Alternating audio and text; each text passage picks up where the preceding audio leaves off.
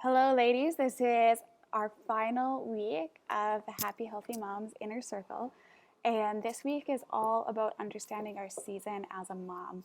And I think this is huge because so many moms struggle with postpartum depression, postpartum anxiety. They feel lonely, they feel fatigued, they feel like they're the only one who is struggling. And I think it's so important to really understand our season and what our job is in this time after baby. So, today we're going to be talking about operating from love, grace, and gratitude, grieving our pre baby body and life, postpartum fatigue, isolation and loneliness, and setting realistic goals. This is so powerful for so many moms. And when I talk to so many moms, um, it all boils down to knowing that you are the best possible mom for your baby and believing that even though it's scary, it's strange, it's isolating, there's so much to learn, you're not confident about anything, that you are able to learn it and that you have the power to be and provide the best possible support for your child. And that is what it all boils down to.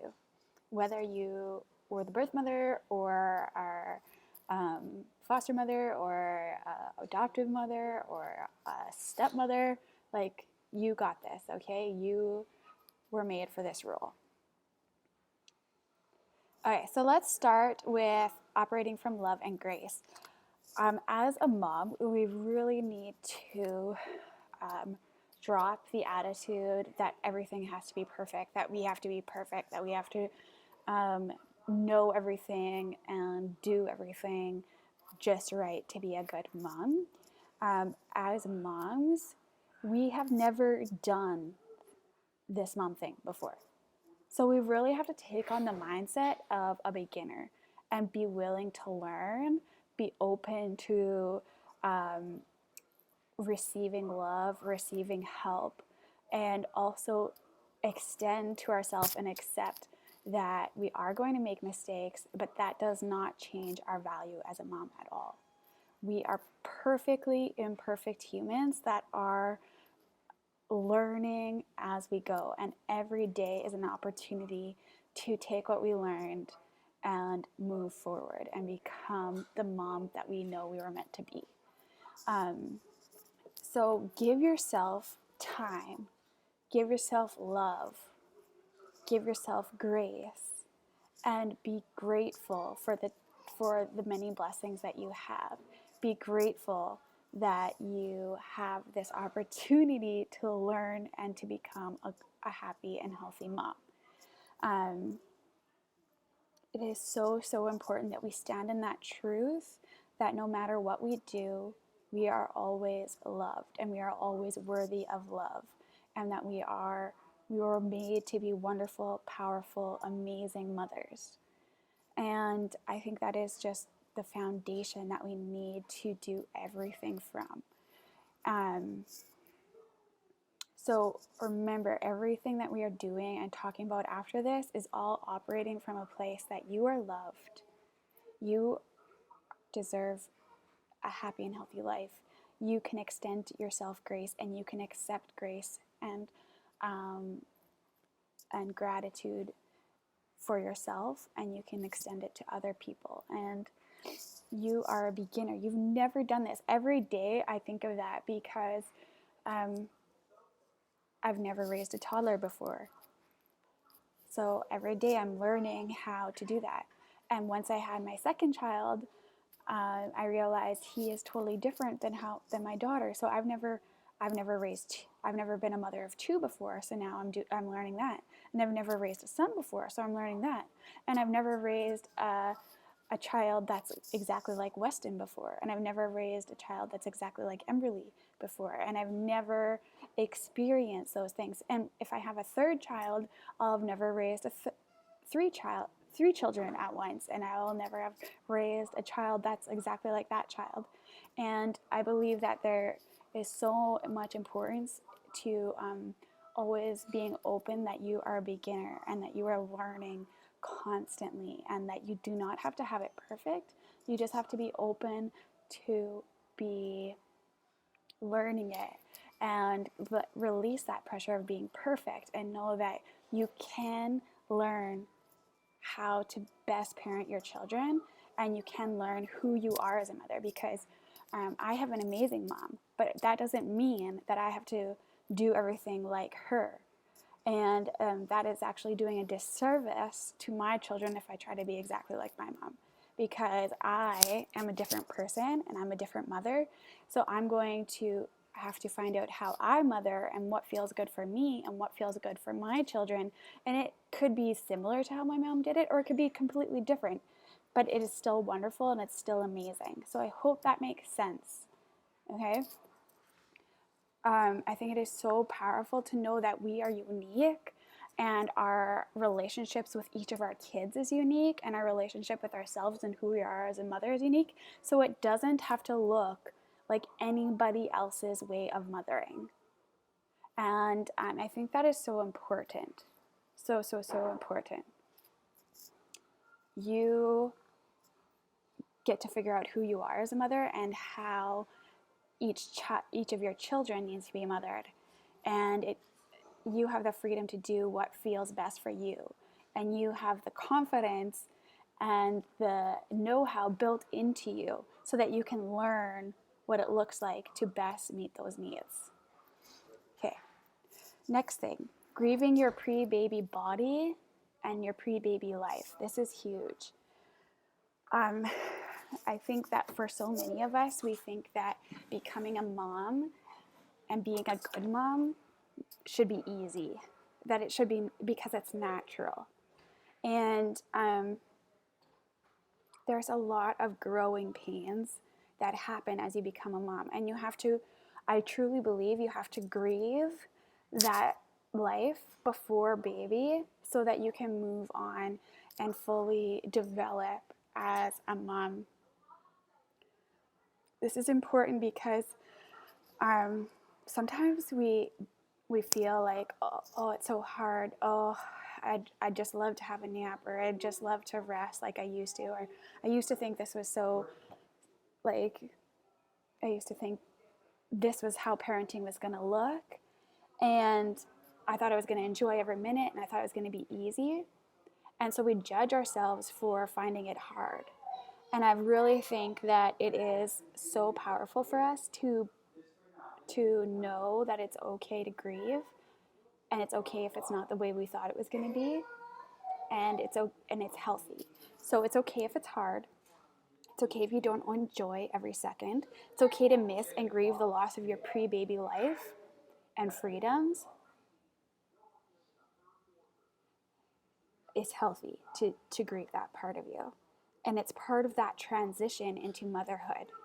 And I believe that it happens every time you have a baby or every time a new child comes into your life.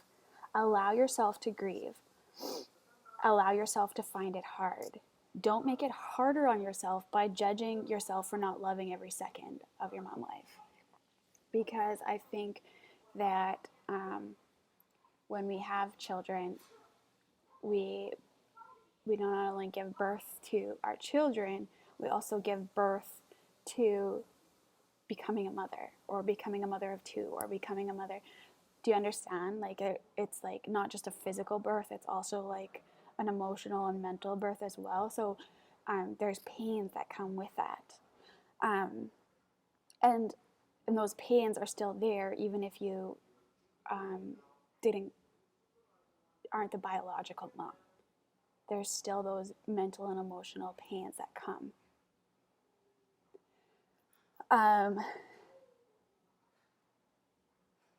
Stand up and know that you are fully capable of learning everything you need to know. And stand up and believe that you are made specifically to be the mother of your children, and you are the best possible mother that they could have.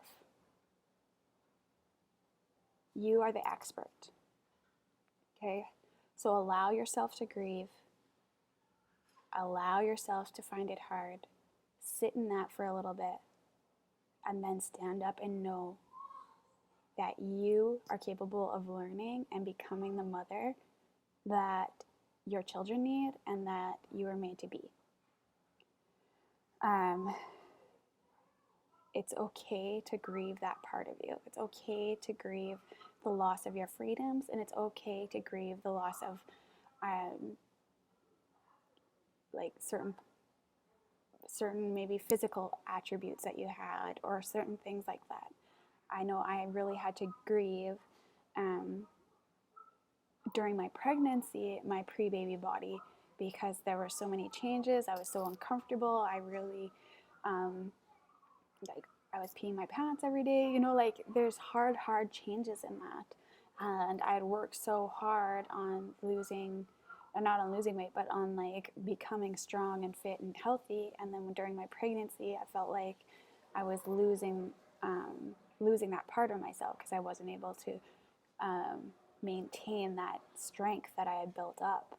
And so just realizing that this is the season that I am in, and that it's okay to not be like super excited about every step of pregnancy or every step of postpartum, and just allowing myself to really be honest and authentic in my emotions and processing them, really took off a lot of pressure. Instead of saying, no, you should be happy, because you should be excited, you should be so thankful and grateful. And I was thankful and grateful, but those other emotions are valid as well. And I could be grateful, but also find it hard at sometimes too. So I hope that helps. The next thing we're going to talk about is postpartum fatigue. And I think this is so huge, and this really feeds into a lot of postpartum depression and anxiety, is that so many moms think that they should be able to just bounce back into their old lifestyle, and don't give themselves enough time to rest, don't give themselves enough time to really learn their role as moms. And if you have just had a baby in the last year, I'd say, your job is really to look after yourself and heal, and look after your baby and learn your baby's needs. And I'm really challenging myself and challenging other moms that maybe that's just our job for the rest of our life. Like, really give yourself time and grace to become that mom that you are made to be, and really look after yourself and learn to know yourself and learn to know your needs. Because I've learned over the last week that when you invest in yourself and in your health and in your mental health and in your dreams and your goals, you're not only investing in yourself, you're investing in the whole family and the health and the happiness of your whole family. It's not a selfish act to look after yourself, because the healthier you are, the healthier your family is. You are part of your family. You are the leader of your family. So if you're not healthy and happy, there's no possible way that your kids and family are going to be healthy and happy either, because you're the leader. You set the bar. You set the thermostat in the house. Okay, so stop saying that it's selfish stop telling yourself it's selfish to look after yourself. You're investing in the family, not just yourself. It's not selfish. So postpartum fatigue is hard. Coming from a mom who hasn't slept in like 2 years, I know. It's exhausting to be sleep deprived. But know that you aren't alone, and find someone you can text and be like, hey, like, it's 3:30, I've been up for 2 hours. What are you doing?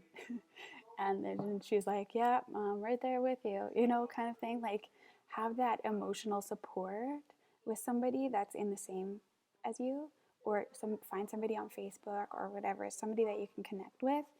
And don't put too many big expectations on yourself. Value and prioritize rest. And this is something that's so hard, because I know I've talked about this before, but our culture does not prioritize or value resting.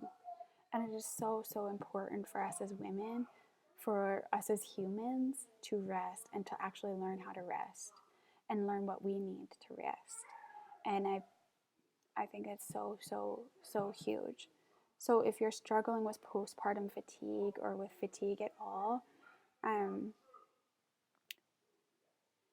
prioritize rest and learn to rest. And this is so huge. I keep learning this more and more and more, just how important it is, and being really intentional about it, like learning to rest my mind and turn off my mind from things, from my constant to-do list, learning to take rest from exercise, or learning to take rest and just sit and relax.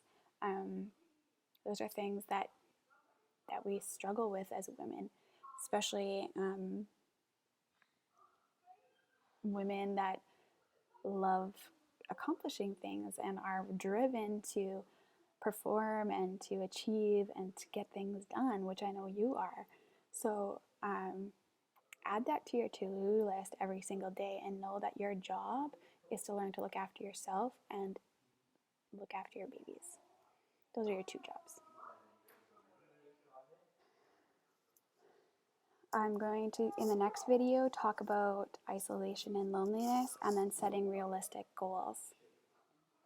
I want you to know that I'm proud of you, that I love you, and that you are doing an amazing job.